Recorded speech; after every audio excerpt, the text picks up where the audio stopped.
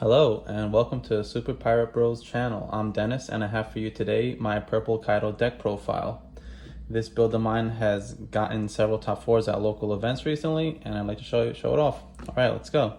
To start, we have the best card in the deck. Might be the best card in the whole game, honestly. It's Onigashima Island. You need 4 of it, you want to see it, it gives you free Dawn. Of course you need it. Alright, you'll be struggling if you don't see it, unfortunately, but that's why we maxed it out at 4. At start, we're going to have 4 of the blockers, 2 cost. Korozumo Higurashi. It's a good card, it's a good blocker. Don't play them all at once in case you fight a mirror match, because there's a 7-drop king that'll eliminate 2 of them. But yeah, 4 of these, and then I play in addition 2 more Black Marias. These are the 2-drop ones. Same thing as this one. It's just there for a 2 counter.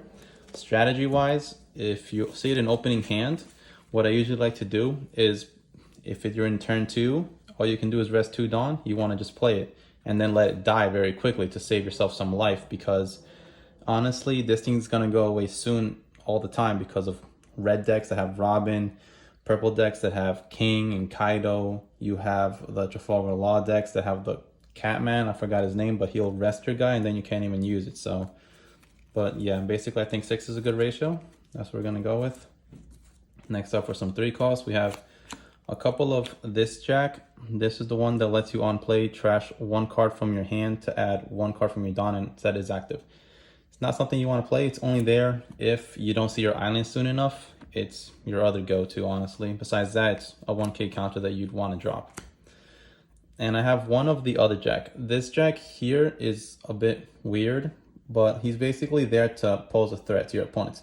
Because what I notice is people that go against Kaido players, they almost never go against the characters you put. They don't like to fight them for some reason. They like to go for your leader because they're usually too big.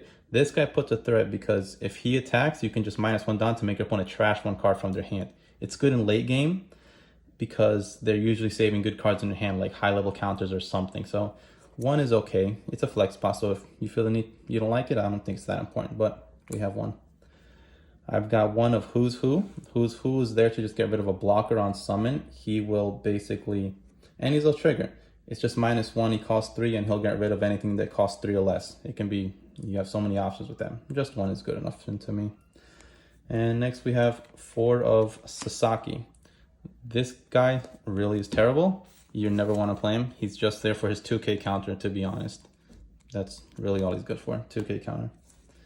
Next, we got some more 2k counters here. It's ulti, just 2k counter, same reason for him. You just drop it, you almost never summon it. The only one time you might want to summon it is if, in my build, I play 1 of page 1. Only because page 1 is pretty strong, and this poses a threat too. You just play this, -1 Dawn, you get another one for free. That's already a threat for the following turn. You have 2 guys that are 5k attack and 1 that's 6k attack. That puts a lot of pressure on them. So yeah, just 1. And he's a 1k counter, so it's not that bad either. But yeah, these 5 together. Next, I play 1 of Black Maria, the 4 cost. This one I might be dropping for a 2nd copy of my king, but it's okay. People forget to read her, because when she's blocking, it lets you do -1 Dawn, and then she gets 1,000 power during the battle. So sometimes they'll hit for 5 and they'll forget that what she does, and then you just block -Dawn, make her 6, protect her, she lasts another turn. So 1 comes up. Next, this is one of the much better cards to see in your hands, is Queen. This 5-drop Queen is very good because if you have the other copies of this card in your hand, you'll never need it again, to be honest. So it's good to discard off of this. Just draw 2, minus, discard 1. Very good, a very strong blocker as well.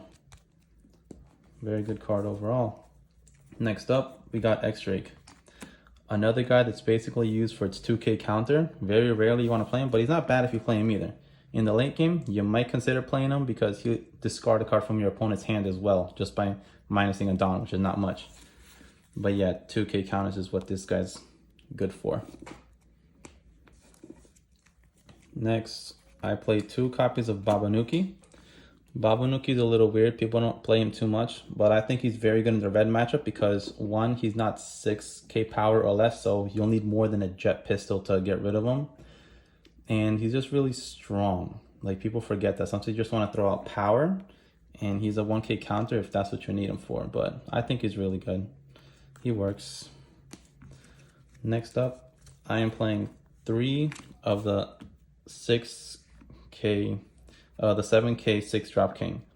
This one is very good in the mirror and in most matches because it's just -1 Dawn to KO something of cost 4 or less. That is a little ridiculous to me. So I was thinking of putting him at 4, but I'm weary about that because if I see too much of them, you can't play for a while and he has no counter. So I think 3 is a good ratio for this guy. Very strong in mirrors, very strong against red decks, especially like Zoro. Also good against the Kid matchup. There's lots of things that they put out. Even getting rid of Bonnies and whatnot. Or their blockers. Always good for getting rid of the low blockers. I have just one of the 7K, 7 cost king. Some people would play him at more than 1, but honestly I'm playing him less because people are catching on to the Kaido deck.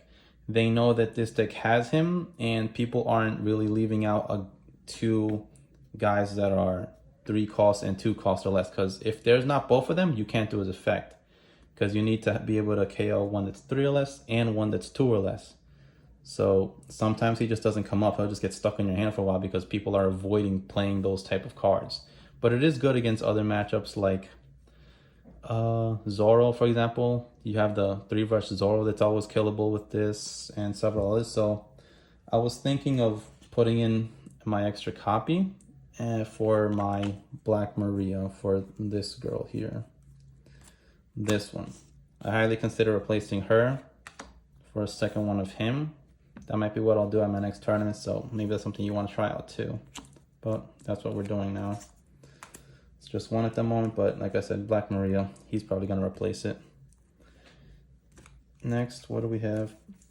I'm playing 3 of the 9-drop Kaido. 9-drop Kaido is ridiculous. This is my favorite one, because what he does is he lets you just on play -5 Dawn, and he has a rush. You -5 Dawn to KO something that's 6 cost or less. That's almost every character in the game.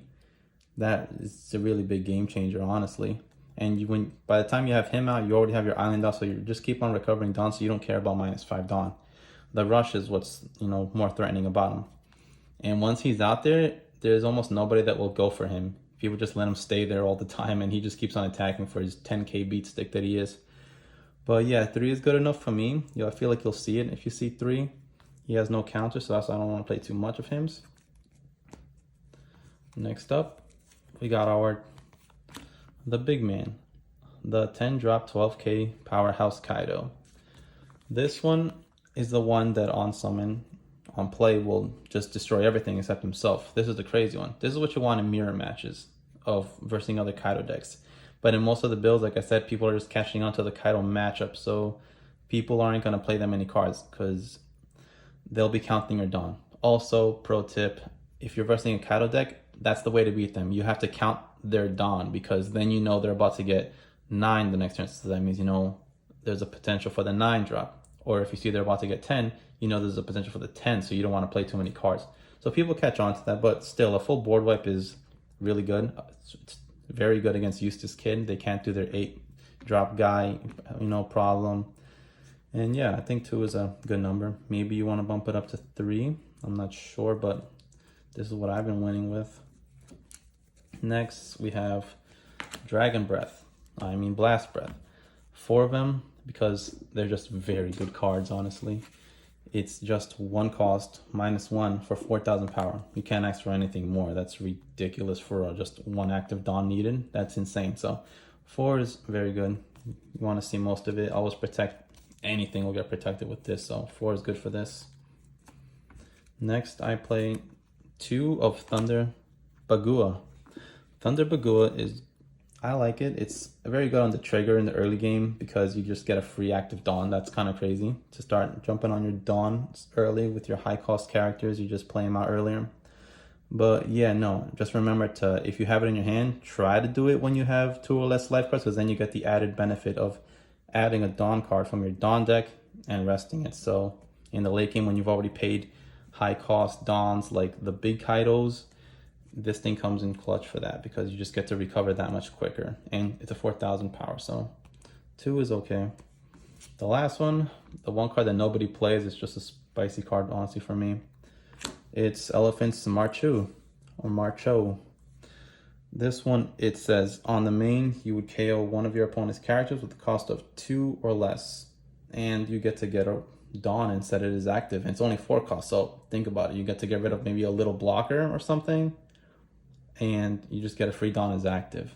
That is really good, and the trigger is even insane because it just copies the main effect. So one is okay with this. I was thinking of, if I was going to take this out, I play an extra Who's Who. Kind of does the same thing, but this one will minus you a Dawn. This one will give you a Dawn, so that's pretty much that.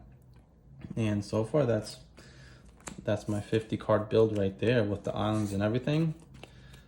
And yeah, I would recommend you try it out. If you've not played the Kaido deck, I think this is a really great start, at least ratio wise, to see what's what. And I've seen quite a success with it, and I hope you do too. Let me know in the comments if you want to, maybe what cards you would swap out, or what cards you think I have too much or too less of. And yeah, I'll see you on the next one. Thanks for watching.